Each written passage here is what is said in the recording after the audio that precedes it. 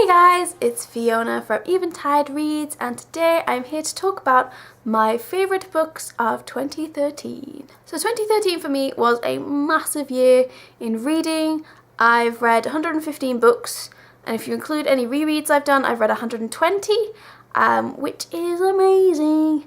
So it was quite hard for me to choose my favourite books. Well, I don't have one that is like the overall favourite. I have two because I cannot choose between them for the life of me. It's really hard. So I'll save those two for the end, but the rest are in no particular order. They're not all necessarily published this year either, they're just ones I've read this year. First off we have Shadow and Bone by Leigh Bardugo. I am a big fan of this series. It's a great fantasy teen series. It's not too overbearing, the language is readable.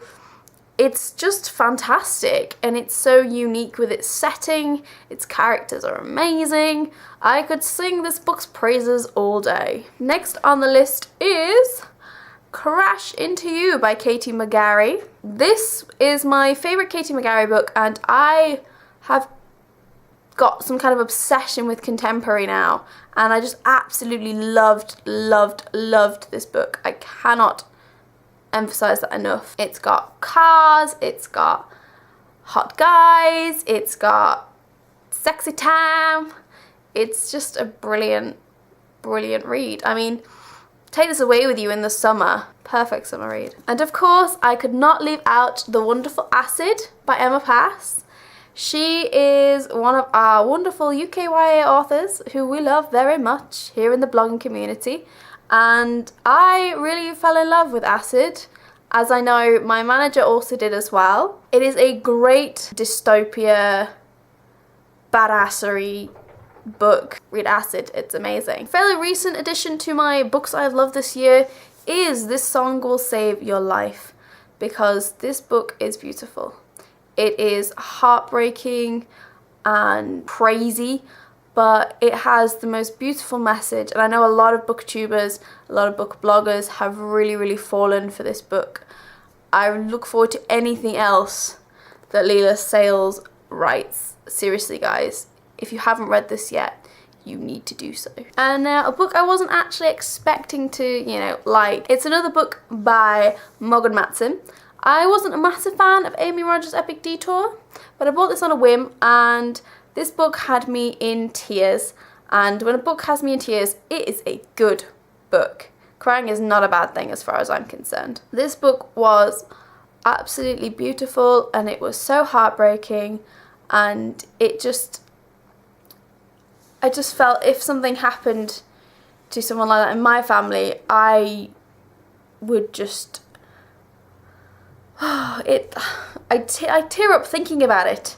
It's mental, but if you like contemporary that is kind of sad at the same time, so if you like John Green, basically, you'll like Morgan Matson. And now, a fun, crazy apocalyptic book, Vivian vs. the Apocalypse.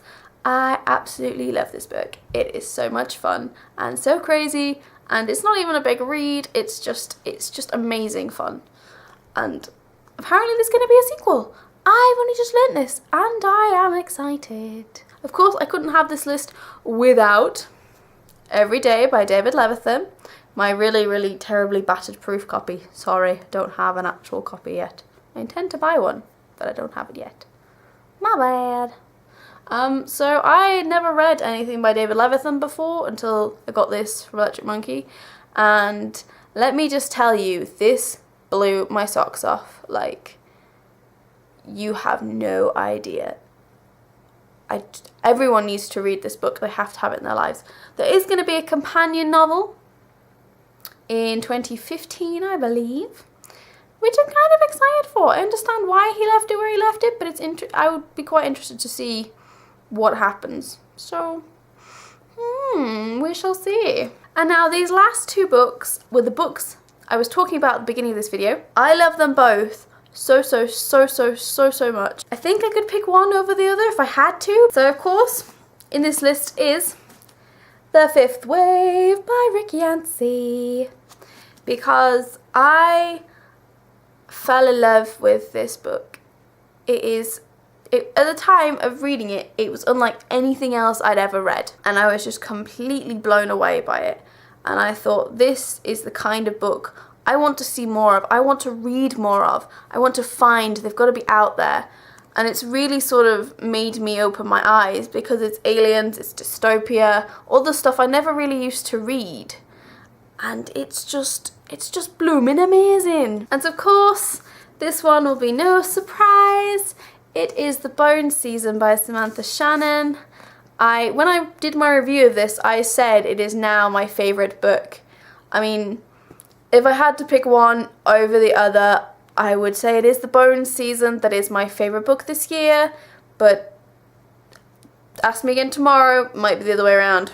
I don't know. This is like my perfect fantasy. So it's got that dash of romance without being too over the top, and it's this amazing fantasy world with these crazy things going on, and it's appealed to so many people, and it's beautiful. It's crazy. When I first got a copy of it, and I found out it was she wanted it to be a 7-book series, I was like, I can't start another series. But of course I read it, and holy moly, I am glad I'm glad it might be a 7-book series. It is amazing. If you don't have this book in your life yet, why not? Go and get it. So those are my favourite books of 2013. There are many more I could include. I've had a really good year of reading. There's been so many good books this year, guys. So many. I could carry on listing them, but I won't. If you're interested in what I'm looking forward to in 2014, I have posted a video over at the Bookish Brits. I will leave a thing here maybe. Woo! Or I'll put a link down here because I'll probably forget that. But yeah, I've done a video over on the Bookish Brits where I've talked about all the books I'm looking forward to in 2014, and it's very exciting. Unsurprisingly, a couple of the books I've just talked about kind of pop up a bit because they're sequels and things. Please feel free to comment, tell me what books were your favourite books this year, because I want to know.